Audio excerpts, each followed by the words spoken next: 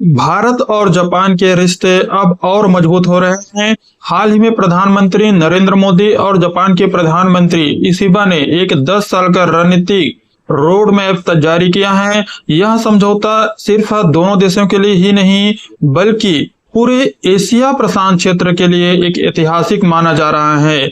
इसमें क्या क्या बात किया गया है? फर्स्ट बात क्या है? आर्थिक सहयोग। इस रोड मैप के तहत जापान ने अगले 10 वर्षों में भारत में लगभग 10 ट्रिलियन येन यानी करीब 68 बिलियन डॉलर का निवेश करने का वादा किया है। यह निवेश खासकर उन क्षेत्रों में किया जाएगा जैसे इंफ्रास्ट्रक्चर, मैन्युफैक्चरिंग, डिजिटल टेक्नोलॉजी और ग्रीन एनर्जी जैसे क्षेत्रों में किया जाएगा। इससे भारत में नए रोजगार पैदा होंगे और मेक इन इंडिया अभियान को और मजबूती मिलेगी। रक्षा और सुरक्षा के क्षेत्र में देखा जाए तो दोनों देशों ने सुरक्षा और रक्षा सहयोग पर भी जोर दिया गया है।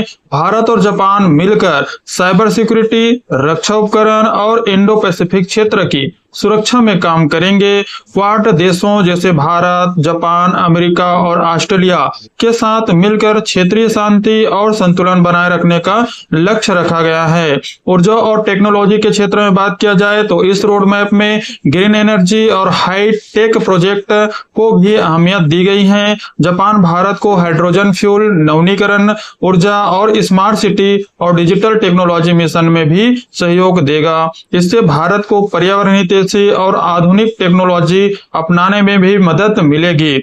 मानव संसाधन विकास के बारे में बात किया जाए तो सिर्फ टेक्नोलॉजी और रक्षा ही नहीं बल्कि मानव संसाधन विकास भी इस समझौते का एक हिस्सा है। जापान आने वाले सालों में लाखों भारतीय युवाओं को ट्रेनिंग देंगे जिससे उन्हें रोजगार और स्किल डेवलपमेंट का सीधा लाभ मिलेगा।